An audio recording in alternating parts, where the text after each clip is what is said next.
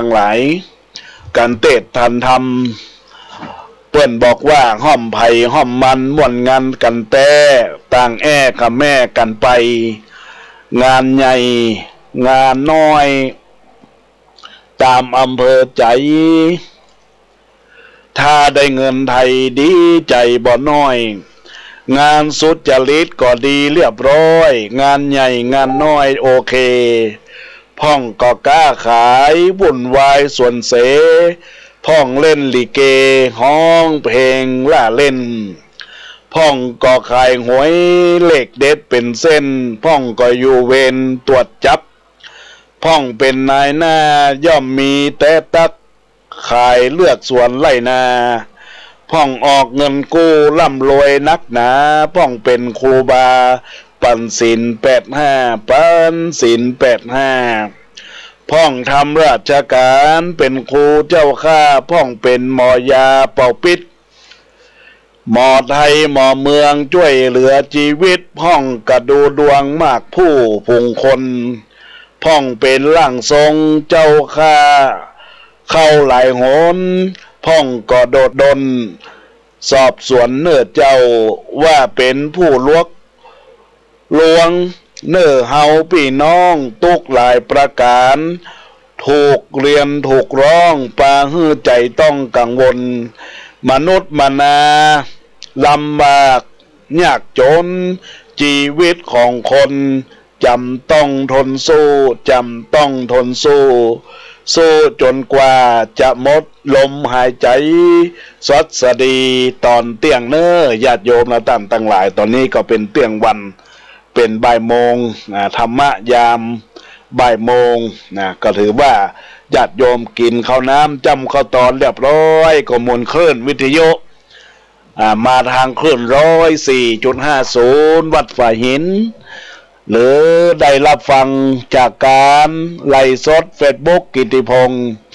กิติโสพโนก็อนุโมทนาขอบคุณยังบรรดาคณะศรัทธาญาติโยมพ่อแม่พี่น้องศรัทธานาบุญท่านทั้งหลายตัวเนอที่ได้รับฟังในโอกาสนี้ในญาติโยมในโอกาสนี้ญาติโยมและท่านทั้งหลายก็อาตมาภาพก็คงจะได้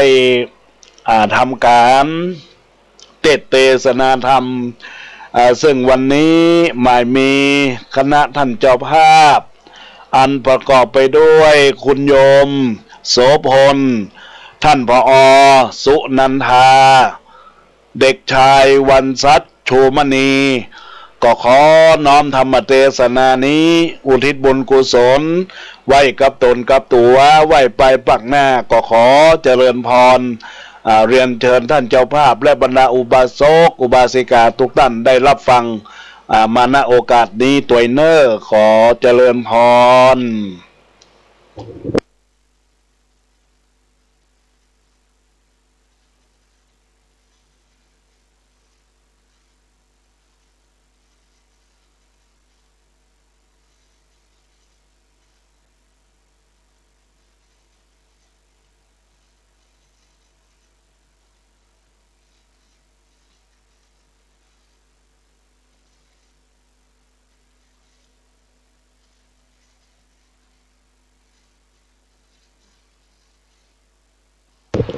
นะโมตัสสะภะคะวะโตอะระหะโตสัมมาสัมพุทธัสสะสัทธโวโดลาสะโพเลสะตังหลายมานั่งยังยายิ่งใจหนุ่มเต่าพร้อมหมู่วงศาบรรดาลูกเต่าตึงมวลหมู่เจ้าศรัทธาได้สละเวลาจากจองจากบ้านเอิญจะปากด้านทำกันไปมาสบายดีกับพ่อเจ้าแม่เจ้า เกณฑ์น้ำกินเขากะว่าบ่ได้เกณฑ์ย่างเตียวเตีนกะว่าขึ้นรถเดือดกันโอดโอดมากปวงหลวงลา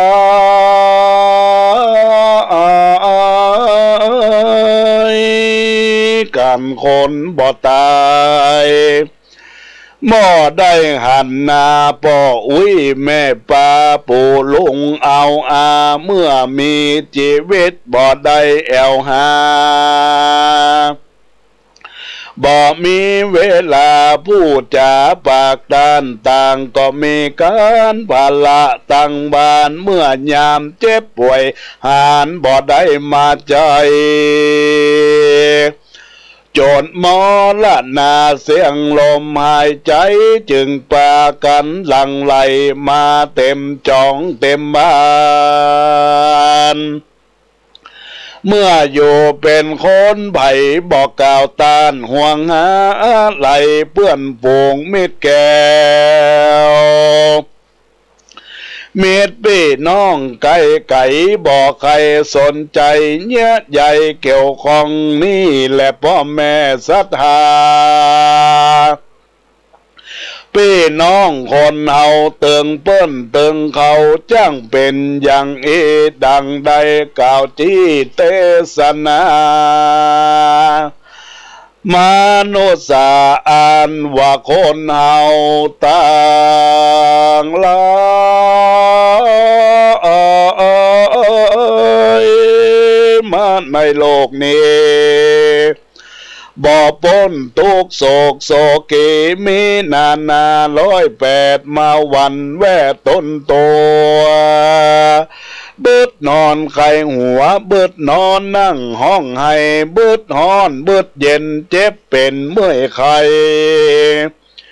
วางใจบ่ได้สักอันเพราะตัดสรู้ว่าวันติดวันจันทร์ว่าจะจากกันไปสู่โลกหน้าพ่อแม่เอาศรัทธาเจ้าขายามแข่งกราแข่งแรงกวนฮักวันแปงกันไว้เน้อเจ้าสั่งสอนลูกเต่าเผ่าพันธุ์นั้นวงศามันไปมันมาแอวมาหาพอเนอบอดใจเสียงเงินเสียงล้านเป็นเตอโจกจ่ายซื้อมาแทนญาติพี่น้องค่ากว่าแก้วแสงกวนนักวันแปง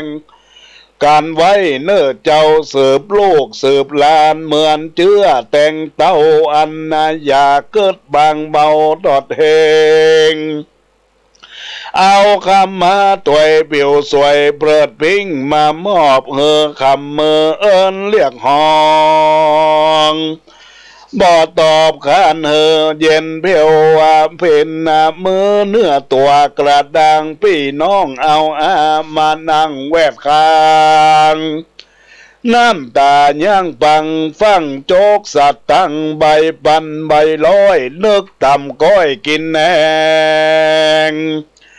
มาเกิดหักงาแป้งตายปรากนามนุษย์สาโลกลาโลเกมันหากถึงมีดังสา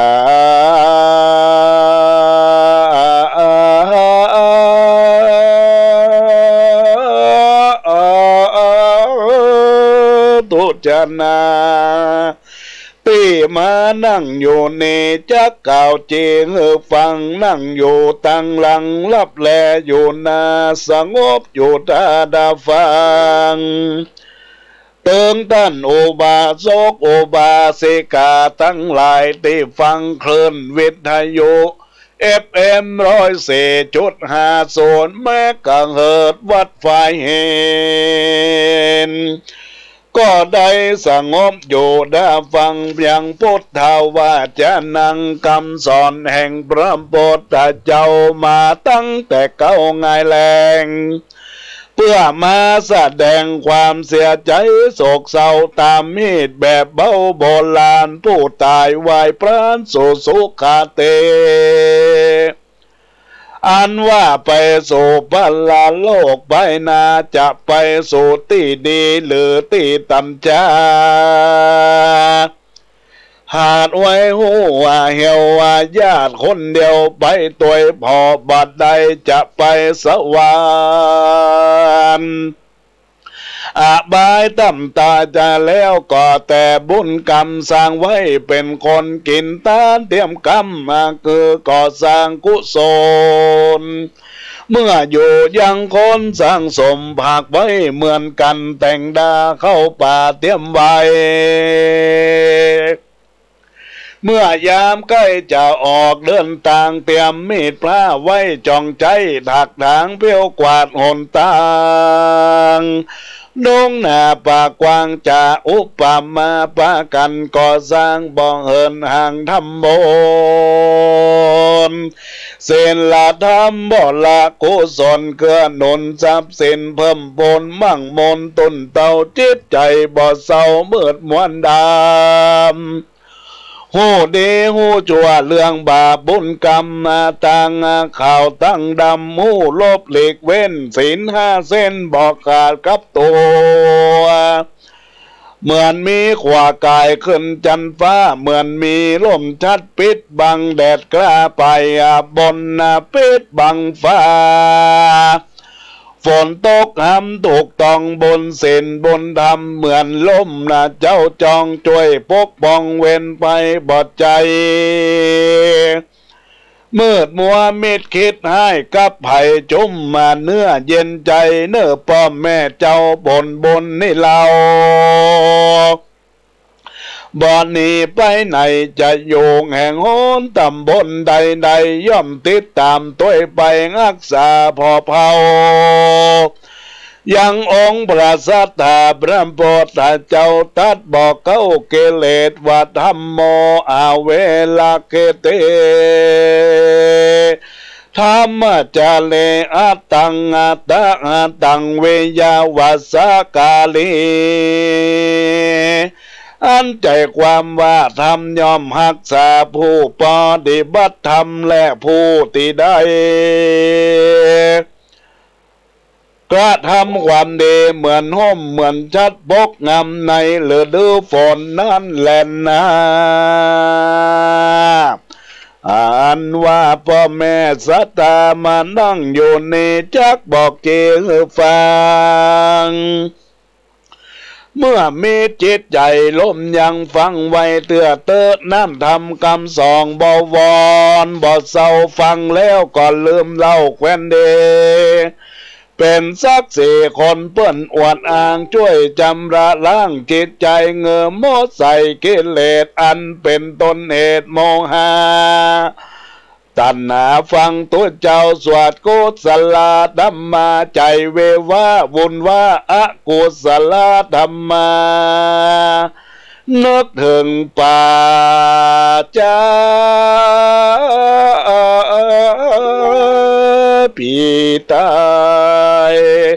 ตั้งหิ่งตั้งใจบอกโหสักงานหน่อยฟังเอาบาดห้อยวาเล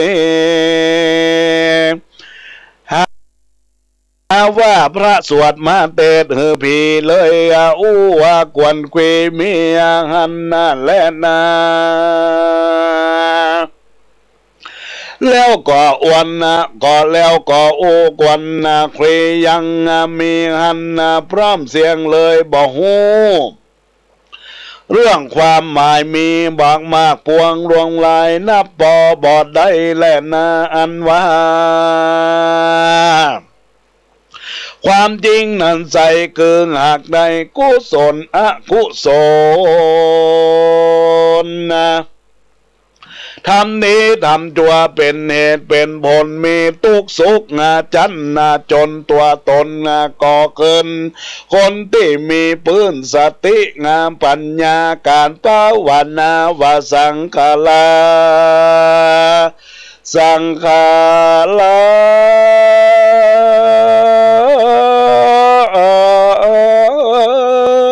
ตั้งหลายอันว่าเฮานี้อยู่บ่เมื่อนานต้องเป็นดังเหมือนกันกูคนนี้ บ่ต้วงบ่เต่งบ่ฟื้นตัวเก่งเหนือตัวกระด้างบ่เกิดบ่ฝันมันนอนล่างงานล่างงางงาตี้แต่ก็เคยนอนแนบอยู่ปางข้างกับกันถึงวันบ่ได้นึกถึงฝันเป็นเมียผัวเคยใครหัวเป็นตีจืนโซเคยกอดเคยโอแล้วกันอยู่เจยบานสุขสำลานบ่ตุกโศกต้องปล่อยมาจากงองหองเฮือนเกิดแล้วตักเตือนใส่หัวใส่เก่ากำพระเจ้าเก่าว่าเป้าว่านะนั่นแหละนะพ่อแม่เอาอาสัตญาติมิตรมานั่งฟังดำจงจดจำคิดแล้วพิจารณาจะเกิดปัญญาอาเนสงส์มากกว้างแล้วจากใดสร้างคนงามความดีเมื่อชีวิตจะไปประมาทภัยบอกอ่านหูล่วงวันนาตายวันเกิดหักหูแน่แต่ดินเลวันตายบ่มีไปหูบ่ได้จักตายเจ็บเป็นหนาวเย็นเมื่อใครตายแบบใดบ่โหสังขารธรรมเหมือนกันจุปูลักการกระโตบ่อนนี้เตี้ยงมันเวียนคอนพ่อแม่พี่น้องบ่ใจมาสอนองค์ชินวรได้ตัดสลูกกาไว้สอนว่าสัตว์โลกไตเหมือนมาคนตายไปแล้วบอกปากเสียนจาคนปัญญานาอันเจนจาบอกเจกวักหันจีนี่บอกพี่ฟังธรรมมันน่าคบกันเยื่อยายันเช่นล่ำคนตีกวนย่ำก่อคนบ่ตายมีลมพายหายใจเข้าออกพระสอนนาบอกยังบ่ยอมฟังพุทโธธัมโมสังโฆสังเวอันบ่หน่อยองค์พระยอดซอยว่าคนลืมตัวสติมืดมัวบ่หูที่ตวนประญาตบ่หายความตายมาจวนทุกคนล้วนต่างนึกถึงบุญไว้อย่าไปสัพพะช่วยกำโจอุดหนุนสะดอกเคราะห์ทำบุญปูจาพระเจ้ากำโบราณเก้าเงาว่าเพื่อหูปวายเพื่ออายปอดเท้าเพื่อหูไว้พระเจ้าเขียวก็มาเว้าตามัวผีปะเหี่ยวก่อนย่อไข่หัวใส่ข้าวหัวกะไข่หัวสะสาวเขากอดเท้าปากเป้าเพียงหน้าเท่าตาไผ่เท่าบ่อนไก่ไงโลนั่นแหละนาเมื่อมีงานตายคนหลายมากเต่าเติงหนุ่มแก่เต่าเด็กกาแต่งรัตนาอาพรเสียบาสีดำสีขาวเปลี่ยวเผาสักตุกดวนนาในงานบอดใจอยากงานสุขสนานมวลหมู่วงวานกรรมโศกเศร้าลูกหลานตันเต้าหวังหาอะไรการไว้ตุกควรไว้ตีใจผู้ตีตายไปบ่ได้หันหน้าฮักกันเพียงฟ้าตึงบอกคืนวานคนสมัยนี้บ่หูนักหนาหิดห้อยเก่าเดิมมาโบราณเก่าเกบ่ใจคู่จี้อวดหูลมจอดมาไปสัพพะมันบ่เหมาะสมสนุกเลื่อนลมลำลงวันแลนจับเข้าเส้นโอบาจันไลคอนเสิร์ตมอลนะมาปากันลงไหลวัฒนธรรมถ้าทำไทยอาเสียมไปเตือนน้อยบ่หูเศร้าซอย สียใจกำไว้ตุกมันมีตีไหนพอจิตใจใครงัวเหือโซเป็นว่าบ่งูจะเล็ดเหตุหอยป้าเพเนเส้นดำกว้างละจิตใจเสียมาต้อยเต็งตัวเลือดลอยใจในบ่อนยองของเน่าของเหม็นนอนอยู่ในลองบ่อาจเอิญห้องห้ามมาปรามทำโดกทำพิษอย่างใดก็ตามใจใส่ประสาทงามประดับประดาแต่งแต้มบ่ได้ยิ้มแย้มสอบผู้เบิ่งใจถูกเผาไฟสุนเด่นฝุ่นยาสัทธาเจ้าคาจงใจปัญญาปิจารณาเต็นเตพอไปเถิงที่ปัจจาสุสานหมู่ลูกหลานเล่นก็เอาดอกมาแจกมามอบแขกยิ่งใจบ่ใจดอกว่าเล่นหายดอกกุหลาบว่าตามหูว่าทราบคือดอกไม้จันทร์เอาวางบนขันติโยนาศพเป็นการเคารพหวังห้องหวังอะไรปั่นปอนได้ใจว่าจงไปสู่ตังเดสู่ตังเดโสโสกาติจัดนามาเกิดใหม่ดำบนไว้ได้พบกันหัวใจเตือนตันกัดนาดอกลำให้อกลำไหลไปมาวันหนึ่งดอกไม้จักเป็นของเฮาที่เขาติ้งเฮาคิดเอาแบบนี้เป็นกรรมฐานมันกินมันตานฝากไว้ไปนาศีล85อย่าขาดเสียคนก็ย่อมเอาตนมืดหน้าพ้นจากมืดมัวบ่กึดจากหอดเหมือนตาบอดดงงมมาสามดำบนไว้พ่องบ่ได้หับหามจากได้ติดตามไปโสพบนาบ่อยาจะแลนาเทศนาปาเลโยสาในเมื่อแล้วธรรมเทศนาอ่านเจอว่าบอกเกิดจากหอดเพื่อหูเป่าไว้เพื่ออายก็ป้อนเอาก็ได้ใกล้จบลงไปบัดนี้ไม่มีปัธรรมมูลศรัทธาข้าเจ้าตั้งหลายไม่มีนายโสพลและนางสุนันตาเด็กกระจายวันชาติโฉมณีอันเป็นเจ้าบาปเก้าเจ้าศรัทธาใดอันละปูจาธรรมเทศนา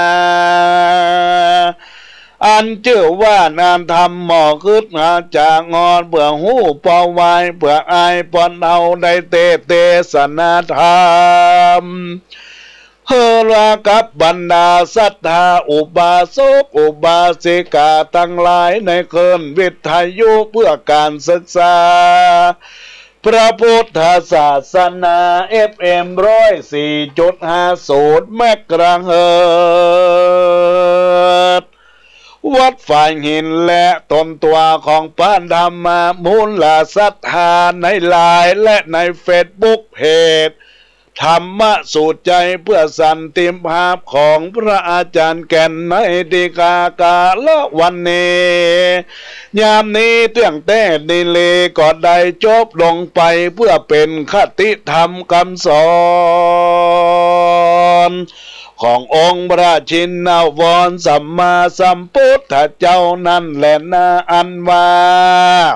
บุญยะลายเสตินายโสพลและนางสุนันทาเด็กชายวันชัดโชมเน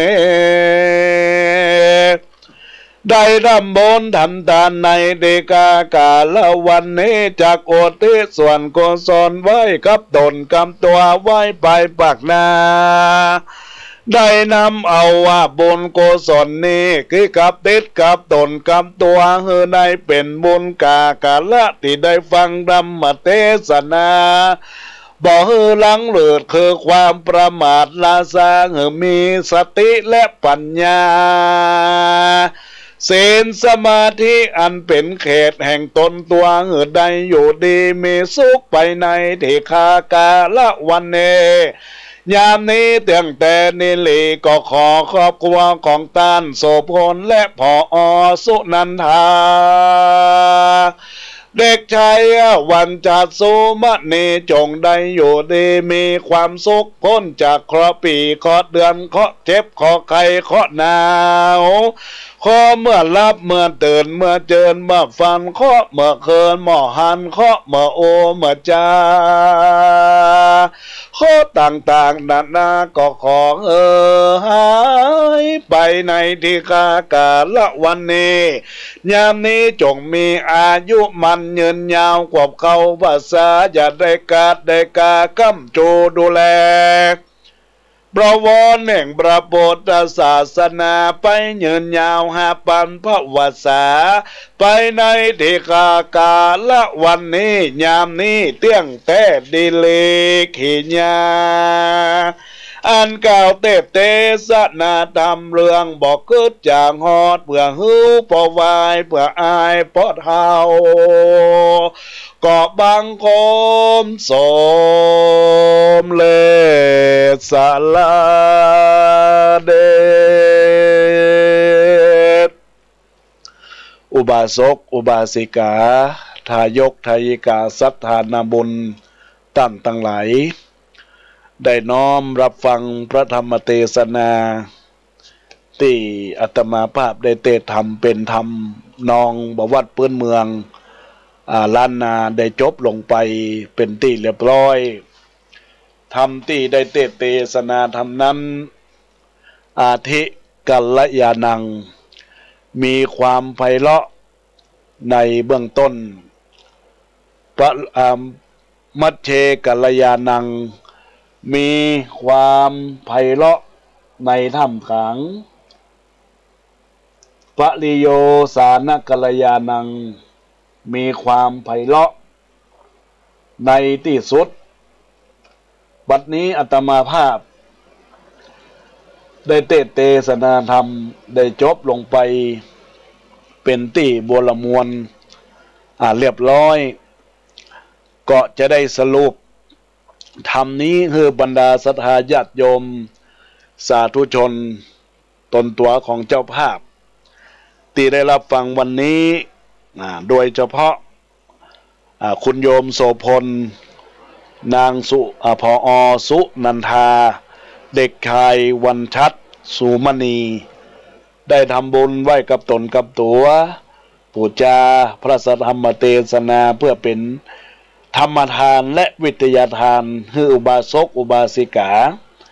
ทายกทายิกาสถานบุญทั้งหลายทุกท่านทุกคนที่ได้น้อมรับฟังในโอกาสนี้ทำในเรื่องนี้นักปราชญ์คือสำนวนของอาจารย์ศรัทธาคุณท่านได้แต่งไว้ทำนี้ก็เรียกว่าฮือเฮานะมีสติตั้งมั่นอย่าหลงไหลอย่างในทางพุทธศาสนาคือความไม่ประมาทอัปปมาโทมัจจุโนปะทังความไม่ประมาทหรือความประมาทเป็นหนทางแห่งความเสื่อมเป็นความตายในญาติโยมและท่านทั้งหลายหากเรารู้สึกตัวอยู่ตลอดเวลาเติมความตั้งใจลงไปในทุกเรื่องสิ่งที่กำลังจะกระทำนั่นแหละก็คือการมีสติและการมีสติก็คือการตั้งอยู่ในความไม่ประมาทความไม่ประมาทนั้นอย่างใดญาติโยมก็เป็นหลักธรรมระดับหัวใจสำคัญของพระพุทธศาสนาก่อนที่องค์สมเด็จพระชินวรสัมมาสัมพุทธเจ้าพระองค์จะเสด็จดับขันธ์พระปรินิพพานพระองค์ก็ได้ตรัส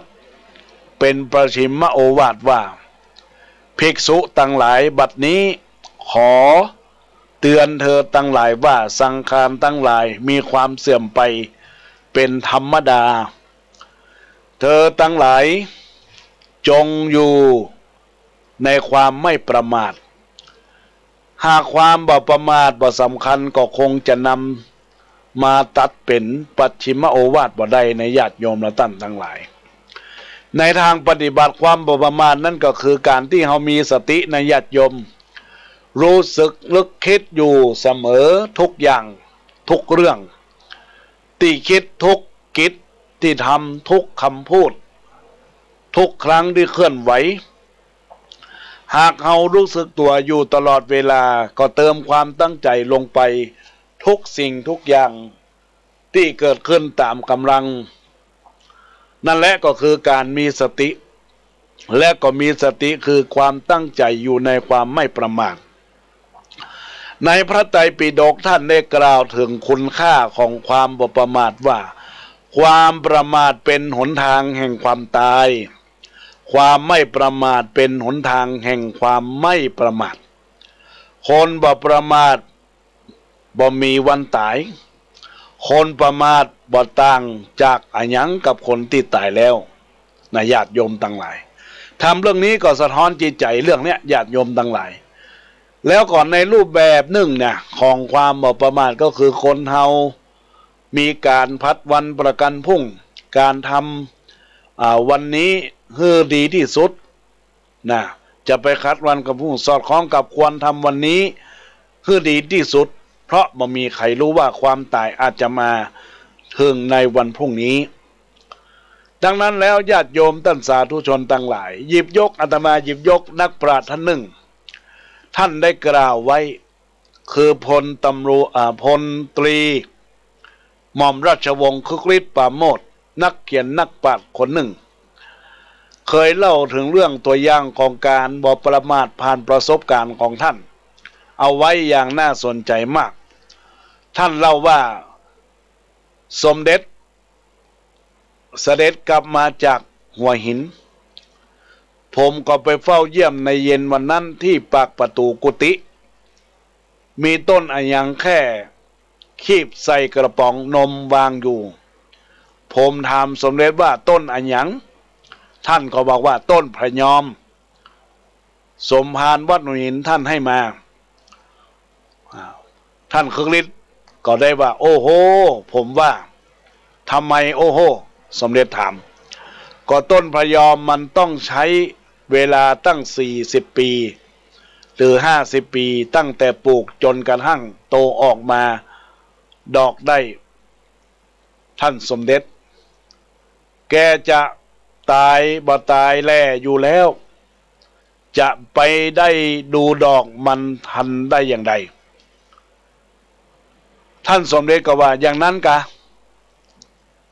แล้วเองว่ากี่ปีผมว่า50 ปีสมเด็จก็ตะโกนบอกเรียกไวยาวัจกรลั่นกุฏิว่าพ่อไวยาวัจกร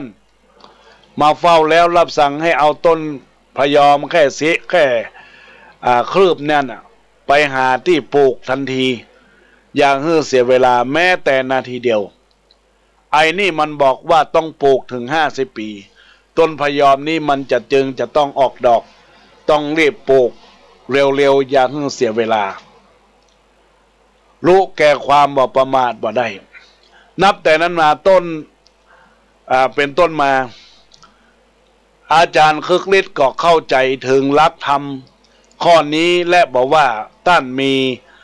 ต้นไม้อะหยังหรือมีอะหยังที่จะต้องทำท่านก็จะรีบทำให้เร็วที่สุดบอกเกยพัดวันประกันพรุ่งนี้แถมตัวบรรดาญาติโยมท่านสาธุชนท่านทั้งหลาย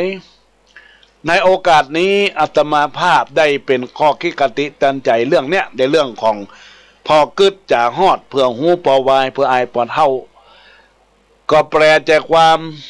ตามปราชญ์ราชเมธีที่ได้กล่าวอย่างนี้ก็คือคนเราต้องรีบทำอย่างก็รีบทำจะทั้งคำดีก็รีบทำอย่างเนื้อญาติโยมทั้งหลายอย่างท่านโสพลกับท่านผอ.สุนันทาชูมณีพร้อมเด็กชายวันชัดชูมณีเนี่ยซึ่งท่านผอ.สุนันทาเป็นผอ.รพสต.บ้านสันขยอมตำบลสันไซน้อยได้เห็นอาตมาภาพได้ออกรายการธรรมะตั้งทำก็รีบทำบุญรีบเป็นเจ้าภาพเลยในเดือนนี้ว่าขอทำบุญในเดือนแม่เนี่ย เป็นเดือนสิงหาคมทำบุญสุนทรทานแล้วอุทิศบุญกุศลไว้กับตนกับตัวรับปากทันทีนี่ก็คือการสร้างบุญของคุณโยมโสพลและผอ.สุนันทาชูมณีและเด็กชายวันชัดครอบครัวของท่านโดยเฉพาะได้ผ่านทางท่านผอ.สุนันทาชูมณีเป็นผู้ใจบุญใจกุศลกินตาลอันใดก็จะรับปากอยู่ตลอดเวลาจะรับปากอยู่ตลอดเวลามีส่วนร่วมมีแนวต่างในโอกาสนี้ก็ต้องขออนุโมทนาขอบคุณกับบุญที่เกิดจากจิตจากใจของคุณโยมผอ.และครอบครัวท่านโสพลและผอ.สุนันทาชูมณีเด็กชายวันชัดและอุทิศคุณกุศลไว้ไปปักหน้าก็ขอให้ท่านได้รับฟังแล้วตั้งเจตนาบุญกุศลนี้ไปรอดไปถึงเติงยังพอเกิดไม่เกิดเจ้ากรรมในเวรให้ท่านได้รับปอนเนอร์มีน้ำญาติก็หาถ้าจะได้ก็ตักทายว่าพร้อมที่จะรับปอนก็ตักตายมาเนอร์ก็จะได้ปันโจกปันใจปันปอนเป็นบุญญาเขตติดเนื้อติดตัวติดตนยังมูลศรัทธาญาติโยมสาธุชนตั้นนาบุญตั้นตั้งหลายตัวเนอร์กับคุณโยมตอนนี้จะได้ปันโจกปันใจปันปอนเนอร์กวดน้ำยะถาวาลิวะหาปุลาปาลิปุเรนติสากลังเอวะเมวะอิโตตินังเปตานังอุปกปปติเอจิตังปฏิตังตุมังกิปะเมวะจะมีจันตุสัพเพปุเรนตุสังฆปาจันโดปนะละโสยะถามะนีโจติละโสยะถาอิมินาบุพาลาจะตานังจตุปัจจัยตายวัตตุตานะปตังตานังอุติสะตานังเนปานาปัจจโยโหนตุนอนดีจังดีและอาจจะในวันนี้ก็หาเป็นวันดีใหม่มีคุณโสพลและผอ.สุนันทาชูมณีพร้อมด้วยครอบครัวเด็กชายวันชัดชูมณีขอทำบุญทำทานอุทิศบุญกุศลมวลพวกนี้ถวายธรรมเทศนาทำนองร้อยแก้วธรรมวัดพื้นเมืองสำเนียงพื้นเมืองบ่อกึดจากหอดเพื่อหูปอวายเพื่ออายปอเท่าในทีคากาละวันนี้ยามนี้แล้วบุญญาลายสีจะขออุทิศบุญกุศลไว้กับตนกับตัวไว้ไปปักหน้าอุทิศไปหาปอกเกิดแม่เกิดเจ้ากรรมนายเวรเทวบุตรเทวดาเจ้าตี้เจ้าต่างเจ้าดินเจ้าแดนเจ้าหอเจ้าเฮือนอุทิศบุญกุศลฝากไปถึงเทวดาประจำรักษาตัวของท่านตลอดถึงบุญกุศลที่ได้ทำบุญทำทานแล้วก็เขาอุทิศไปหาเขาเจ้าข้าสะท้อนย้อนกลับมือครอบครัวของถ้าคุณโสพลผอ.สุนันทาชูมณีเด็กชายวันชัดที่ได้ทำบุญทำทานตามธรรมเทศนาในโอกาสนี้ก็ขอได้อยู่เย็นเป็นสุขอายุมั่นขวัญยืนปราศจากทุกโศกโรคภัยไข้เจ็บจะได้มีสิ่งใดมากั้มมาการใจยะทุกภวังใจยะมังคลังใจยะวินาสันโตจะเตสสาใจยะสิทธิทานังลาปังโสติภคยังสุขังพระรังเสเรอายุจะวันโนจะโพคังโบติจยาสัตวัสสาจะอายุจะสิวสิติปวันตุเตสัพพิติโยวิวัชชันโตสัพพะโลโกวินาศสันตุมาเตภวะตวันตะลโยสุกิติกายุโกภวะอภิวาทนาเสเลสานิจังวุฒาปัจจายโนจัตตาโลธัมมาวะทันเตอายุวันโนสุขังพะลังภวัตตุสัพพะมังคะลังขอสัพพะมงคลจงมีแก่ท่านลักขันโตสัพพะเทวตาขอเหล่าเทวดาทั้งหลายจงรักษาท่านสัพพะพุทธานุภาเวนะด้วยอานุภาพแห่งพระพุทธเจ้าสัพพะธรรมานุภาเวนะด้วยอานุภาพแห่งพระธรรมทั้งปวงสัพพะสังฆานุภาเวนะด้วยอานุภาพแห่งพระสังฆเจ้าทั้งหลายศรัทธาสดถีพระวันตุเตขอความสุขความเจริญวัดดีจงมีแก่ท่านทุกเมื่อเทินรัตนัตตยานุภาเวนะสัพพะเทวนะเตจัสสะโอปันโนโควิโตโลโคสยามโมรัตเทวินัสสันตุราชะปุญญานุภาเวนะทัสสะปารมิตาหิจะอโลกิยะสุขาเจวะสัทธา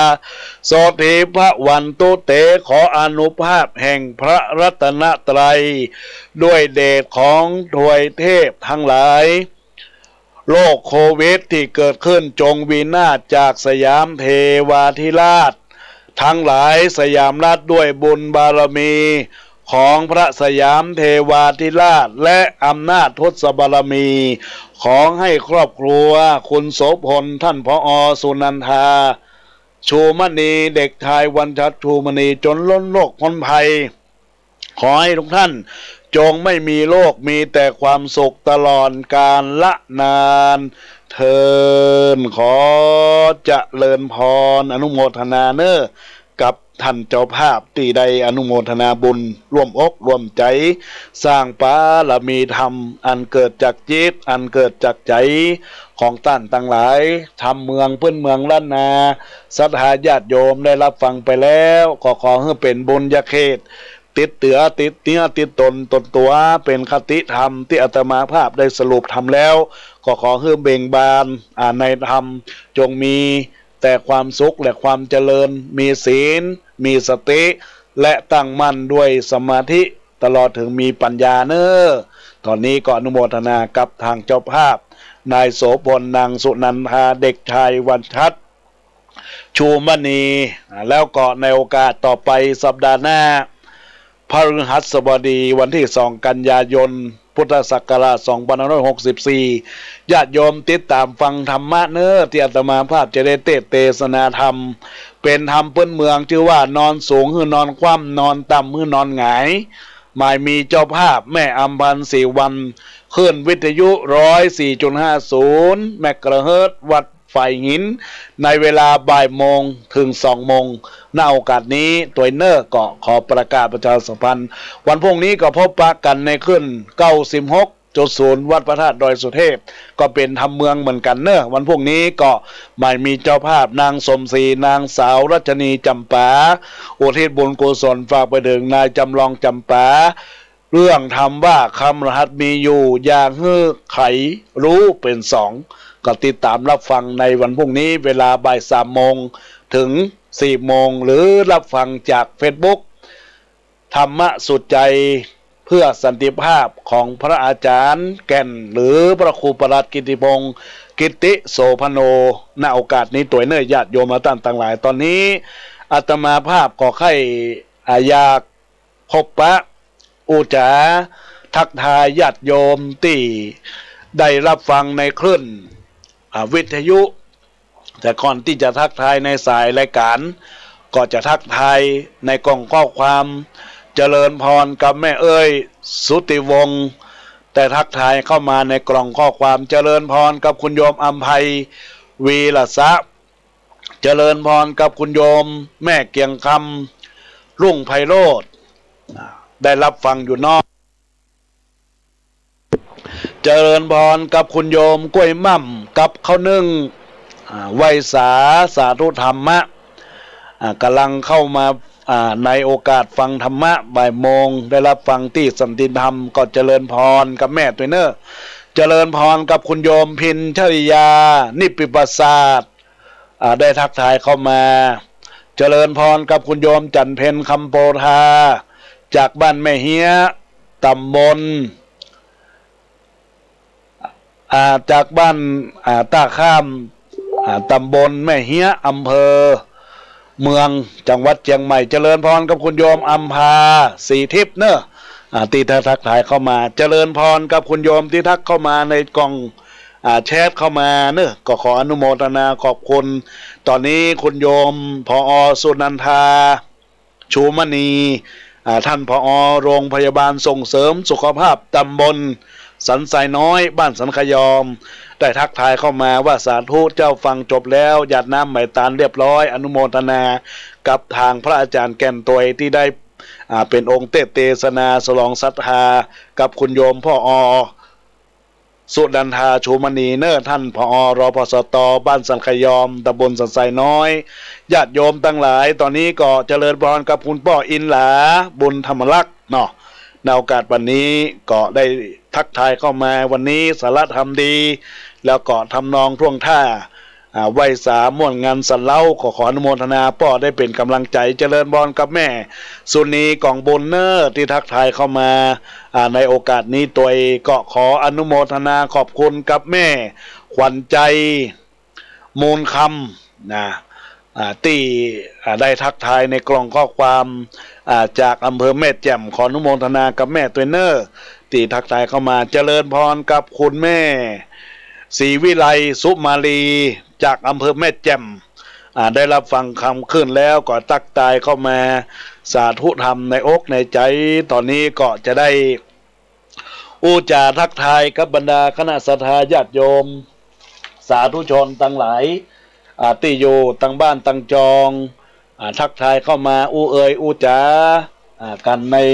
โอกาสนี้ที่เบอร์โทรศัพท์096 262 9694 096 262 9694ญาติโยมตั้งหลายทักทายเข้ามาเนอะที่เบอร์โทรศัพท์นี้อาตมาภาพก็รอรับสายหน้าไมค์ของบรรดาคณะสัตยาญาติโยมท่านสาธุชนท่านตั้งหลายในโอกาสที่อาตมาภาพได้เทศนาธรรมได้น้อมนำจตุปัจจัยโดยเฉพาะคุณโยมโสพลท่านผอ.สุนันทาชูมณีเด็กชายวันชัดชูมณีได้เป็นเจ้าภาพได้ร่วมปัจจัยในการทำบุญปูจากันเทศค่าน้ำค่าไฟค่าอินเทอร์เน็ตค่าเล่าเรียนจากเจ้าประสงค์ในการศึกษาเล่าเรียนก็ได้ถวายมาจตุปัจจัย 1,000 บาทก็ขออนุโมทนาขอบคุณในบุญญาเจตนาที่เกิดจากคิดจากใจบรรดาศรัทธาญาติโยมที่รับฟังท่านใดที่ใครอยากจะร่วมทำบุญปูจากันเทศในช่วงกลางพรรษาในช่วงที่อาตมาเทศวันประจำของ104.50วัดไฟหินนี้ก็วันอังคารวันพฤหัสเวลาบ่ายโมงถึง2 โมงวันอังคารเวลา9 โมงถึง10 โมงแล้วก็ไปปะกันเวลา3 โมงถึง4 โมงได้โครทุกขึ้นวิทยุตีก็เป็นวันอังคารเตรียมเป็นโครงการของท่านพระครูอภิวัตวิกรมพระอาจารย์บรรยงอภิวัฒโนในโอกาสนั้นแล้วก็อาตมาภาพก็ได้จัดโครงการของอาตมาภาพเพื่อเป็นบุญเป็นกุศลญาติโยมทั้งหลายบ่ได้ไปวัดไปวาบ่ดีห่างวัดห่างวาก็เลยนำเอาโครงการนี้มาพบปะกับบรรดาศรัทธาญาติโยมเป็นธรรมพื้นเมืองเพื่อรักษามรดกธรรมกับบรรดาคณะศรัทธาญาติโยมท่านสาธุชนท่านผู้ฟังเราท่านทั้งหลายเป็นบุญกุศลที่เกิดจากจิตเกิดจากใจของศรัทธาบ่ได้บังคับท่านได้รับเป็นเจ้าภาพอาตมาภาพก็จัดเป็นธรรมเป็นเรื่องศรัทธาก็ให้หอมคนเดียวตามจิตเจตนาบ่ได้บักว่าจะหอมหมื่นหอมแสนหอมเป็นพันหอมเป็น2-3 พัน4-5 พันแล้วแต่เจตนาอย่างเจ้าภาพวันนี้ก็แล้วแต่เจตนาเพิ่นได้โอนเข้ามาบอกบุญกุศลแล้วท่านก็โอนเข้ามารับเป็นเจ้าภาพร่วมกกร่วมใจก็ขอให้ท่านทั้งหลายได้ร่ำรวยตลอดปีมั่งมีตลอดชาติเงินทองอย่าได้ขาดอย่าได้ลำบากกายใจทุกภัยห่างสิ้นมีที่ดินล้าน100 ล้านขึ้นไปให้มีบ้านหลังงามทรัพย์สินสลิงคารมีมาเทวบุตรรักษาเทวดาปัญจกใหญ่ให้ได้คู่ชีวิตให้ได้คิดสิ่งที่เป็นประโยชน์ให้ได้ยกโทษจากเจ้ากรรมนายเวรให้เก่งทุกเรื่องให้รุ่งเรืองการงานทางหน้าที่ให้มีบารมีแก่กล้ามีคุณบิดาคุ้มครองให้ญาติพี่น้องฮักใคร่ให้ได้สมบัติใหญ่มากกว้างเป็นที่อวดอ้างของเทวดาและมนุษย์เจ้าตั้งหลายเนอขออนุโมทนาขอบคุณกับบรรดาญาติโยมท่านสาธุชนท่านทั้งหลายตอนนี้ยังมีเวลาที่จะทักทายเข้ามาที่เบอร์โทรศัพท์ในญาติโยม096 262 9694 096 262 9694นะญาติโยมนะท่านทั้งหลายถ้าหากว่าญาติโยมอยากจะโทรศัพท์เข้ามาบ่อยากจะโทรในช่วงรายการนี้ก็คือโทรหลังรายการได้ทุกเวลาอาตมาภาพก็จะได้เป็นเสียงโทรศัพท์สัญญาณบุญของบรรดาคณะศรัทธาญาติโยมที่รับฟังรายการธรรมะอยากจะปรึกษาธรรมะกับพระอาจารย์แก่นสำนักวัดสันขยอม วิหารอุโบสถไม้สักทองทรงล้านนาเกาะเจริญพรได้กันทุกท่านทุกคนในญาติโยมมาตั้งหลายเพื่อเป็นบุญเป็นกุศลที่เกิดจากจิตจากใจตอนนี้ก็มีสายเข้ามาเนอะเจริญพรมาตรการครับคุณพ่อครับเจริญพรคุณโยมชื่ออะไรปราโมทครับเชียงดาวครับจะปราโมทเชียงดาวครับประโมทเชียงดาว ประโมทเชียงดาวเนาะอำเภอเชียงดาวเนาะครับวัดโตครับโตอ๋อเป็นตุเจ้ากะครับอ๋อวัดไหนครับฟังอยู่ครับฟังอยู่คนจะจบเลย3 นาทียังพ่ออ๋อโอเคเนาะรับฟังอยู่เนาะมาตรการครับอนุโมทนาเนอะสาธุขออนุโมทนาขอบคุณครับศรัทธาญาติโยมอุบาสกอุบาสิกาพระเจ้าประสงค์ที่ได้โทรศัพท์เข้ามาอูจาทักทายเข้ามาในรายการก่อนที่จะออกรายการก็ได้ฟังจากทางอำเภอเชียงดาวเนาะอนุโมทนาขอบคุณเนอะกับบุญจิตบุญใจที่เกิดจากจิตจากใจของท่านที่ได้ทักทายเข้ามาตอนนี้ก็ยังมีเวลาเนอะที่จะโทรศัพท์เข้ามาได้ที่เบอร์โทรศัพท์0962629694เนอะญาติโยมตั้งหลายก็จำเบอร์โทรศัพท์ของอาตมาไว้เป็นเสียงแห่งธรรมเป็นเสียงแห่งบุญกุศลที่จากการรับฟังพระธรรมเทศนาในแต่ละช่วงรายการก็หากว่าญาติโยมอยากจะทักทายอูจากันในรายการแล้วก็ขอญาติโยมได้ทักทายเข้ามาตอนนี้อาตมาภาพก็ขอลาก่อนเตอะญาติโยมตั้งหลายอาตมาพระอาจารย์แก่นขอลาไปศรัทธาใหญ่น้อยป่อน้อยป่อนานพระเนนเถนน้อยขอลาไปก่อนเนอเวลาหมดไปสบายกันเตอะไว้โอกาสหน้าก็ยังมีลาป้อนนานป้อนน้อยคืออยู่สุขีโจกใจคือมีอยู่ดีตั้งมั่นร่ำรวยเงินทองอย่าได้อยากกั้นหิหาเงินทองตุนเต้าปราศจากโลขาโจกมาแต่เจ้าเงินทองหลั่งไหลเข้าครอบครัวเวลาหมดไปแล้วผ่องแผ้วตนตัวทุกครอบครัวมีสุขตัวหน้าเจริญสุขเจริญสีป้าอุ้ยแม่ป้าอายุวันนะเกินร้อยอยู่ม่วนกินหวานสำราญชื่นจ้อยตลอดลูกน้อยหลานแดงอายุวันนะพระเข้มแข็งอยู่ดีมีแหงทุกคนเนื้อเจ้าทุกคนเนื้อเจ้า